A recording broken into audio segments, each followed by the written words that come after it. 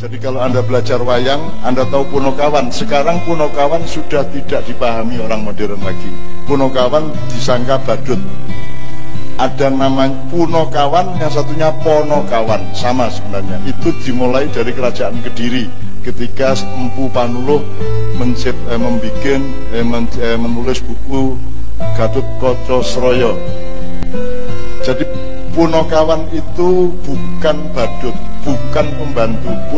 Kalau Punokawan itu adalah teman di saat susah. Dan sahabat yang paling utama adalah sing gelem ngancani awak pas susah. Nek sampean pas seneng akeh kanca gak gumun, tapi nek sampean pas susah tetap duwe kanca, dialah sahabat sejati. Itu bahasa Jawanya Punokawan. Punokawan adalah sahabat ketika susah. Terus Ponokawan, Ponokawan ini lebih tinggi lagi. Pono itu artinya paham. Ponokawan artinya orang yang memahami keadaan, memahami pemerintahan, memahami rakyat, memahami segala macam. Dia menemani bupati, dia menemani raja, dia menemani pemimpin. Nah dia sendiri tidak punya ambisi menjadi pemimpin, tapi dia yang secara murni bisa menemukan ilmu-ilmu mengenai rakyat, yang dibutuhkan rakyat apa, yang kira-kira penting untuk rakyat apa, yang kira-kira belum urgen untuk rakyat apa. Itu namanya Ponokawan. Ya, Ponokawan ini sangat dibutuhkan, dan Indonesia ini tidak punya Ponokawan lagi. Jadi misalnya kalau diterjemahkan dalam konstitusi ada yang namanya Dewan Pertimbangan Agung, itu Ponokawan. Majelis Pemusatan Rakyat itu Ponokawan sebenarnya, Punokawan sebenarnya.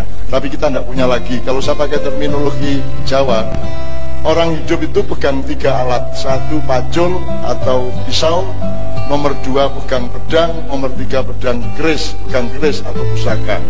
Rakyat itu pegang pacul untuk bekerja mencari penghidupan.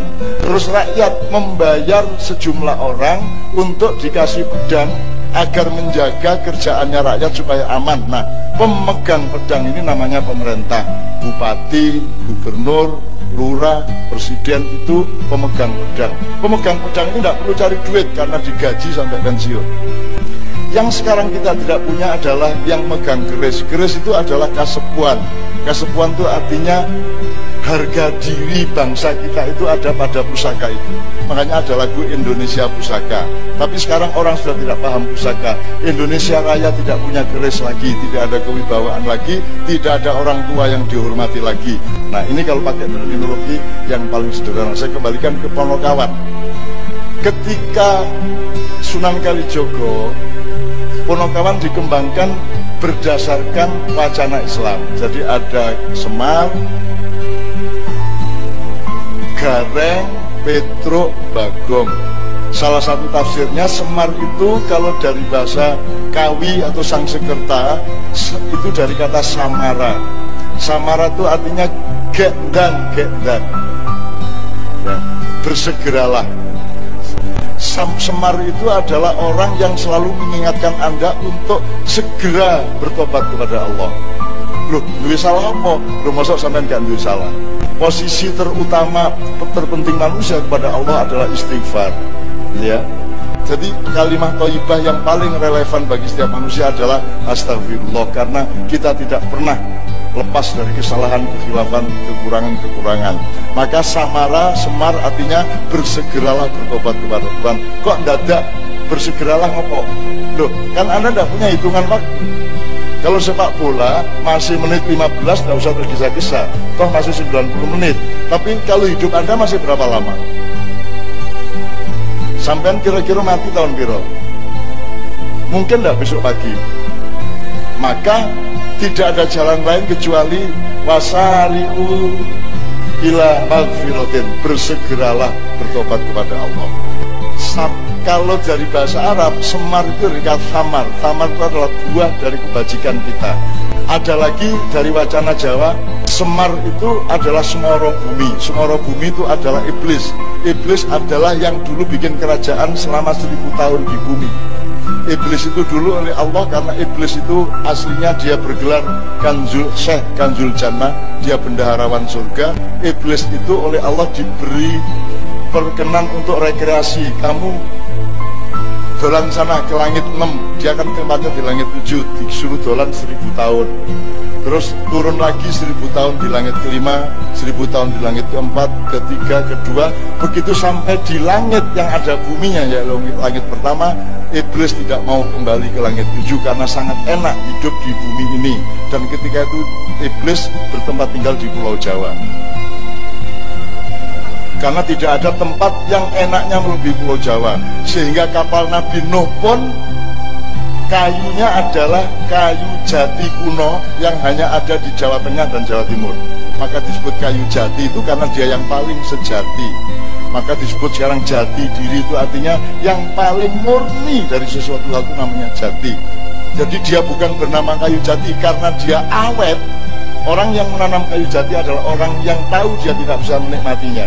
Karena kayu jati yang baik umurnya 50 tahun paling tidak. Maka yang menanam jati pasti orang yang ikhlas, yang nanti ikhlas anak dan cucunya yang akan menikmati. Nah, manusia Jawa seharusnya adalah manusia sejati. Semora bumi ini kemudian nyuwun sewu iki tak critani iki ya, sampean lak gurung ngalami ya waktu itu ya, gurung lahir ya. Aku wis ngene aku tanggane iblis.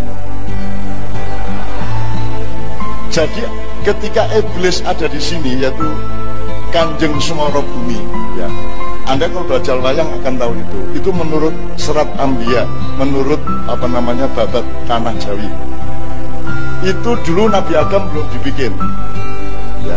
Ketika Nabi Adam dibikin, kenapa iblis sampai akhirnya sekerasan di bumi? Karena aslinya dia tidak setuju pada ide Allah untuk menciptakan Adam, kan gitu. Untuk apa bikin manusia, ya Allah, yang kerjanya cuma menumpahkan darah dan merusak bumi dan seterusnya. Akhirnya yang disuruh mencari tanah liat untuk membuat badannya Adam adalah para malaikat juniornya iblis, yaitu Jibril, Mikael, Israfil dan Israel. Jibril ke Pulau Jawa diusir sama iblis. Mikael kalah perang lawan iblis. Israfil kalah lawan iblis, tinggal Israel. Berhasil apa tidak njupuk tanah lempung di Jawa. Itu ceritanya.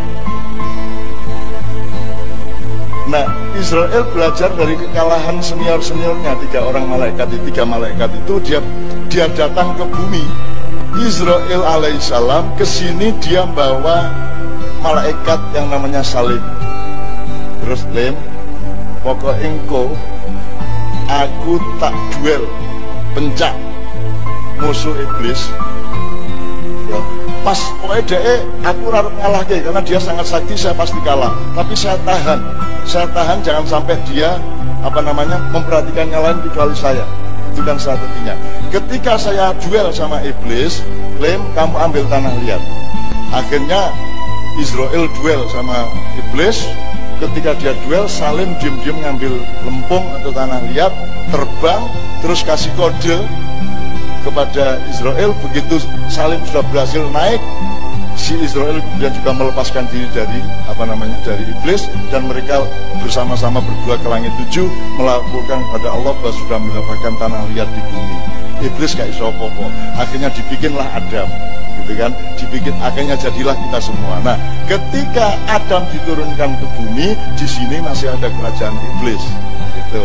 Lagi ceritanya dawa kapan-kapan nek mayan mene tak ceritani jane turunan saka. Sampai akhirnya kalau Jawa ada Aji Soko, ada Dewata Cengkar, ada macam-macam, ya, ada banyak sekali. Semua riwayat itu tidak diakui secara internasional. Semua sejarah dunia tidak pernah mengakui sejarah Jawa, karena semua orang di dunia, terutama Yahudi, takut sama orang Jawa. Ya. Kenapa? Sehebat-hebatnya Yahudi, dia hanyalah cucunya orang Jawa. Yahudi itu kan turunannya Nabi Ishak, jadi putune Nabi Ibrahim, betul enggak? Padahal Nabi Ibrahim itu putune wong Jawa. Dulu toh, jadi wong Jawa, jadi Israel ini serius, Mas. Serius, Israel itu enggak berani sama orang Jawa. Anda datang ke Tel Aviv. Tel Aviv itu ibu kota Israel, itu namanya Tel Aviv. Jadi Jawa itu idolanya orang Yahudi. Tapi harus pinter-pinter, sebab mereka itu penipu, dan Anda harus lebih penipu daripada orang Yahudi. Dan orang Yahudi tahu musuh wong Jawa rawani, aku pinter ngapusi ning mbahku kaya luwe aku oleh ngapusi. itu sampai setan-setan saiki do dadi malaikat ning Jakarta kan gitu. Nah, itu ilmu itu sangat diketahui oleh mereka. Oke. Kemudian gareng itu dari khairon. Jadi nala khairon, nolo gareng. Nek ini interpretasi ya, bukan aslinya ya. Sunan Kalijogo saya masih belum ketemu, sehingga saya belum konfirmasi janjane pripun ketemu. Kapan nek ketemu tak kandani. Tapi pokoknya salah satu tafsirnya seperti itu, nala khairon. Kalau kamu bersegera tobat kepada Allah, kamu akan mendapatkan buah atau thamar, dan kamu akan mendapatkan kebaikan. Asalkan fatruk petro, ya, fatrukul bago, ya, tinggalkan yang jelek-jelek, tinggalkan yang maksiat-maksiat. Itu namanya Semar Gareng Petro Bagong.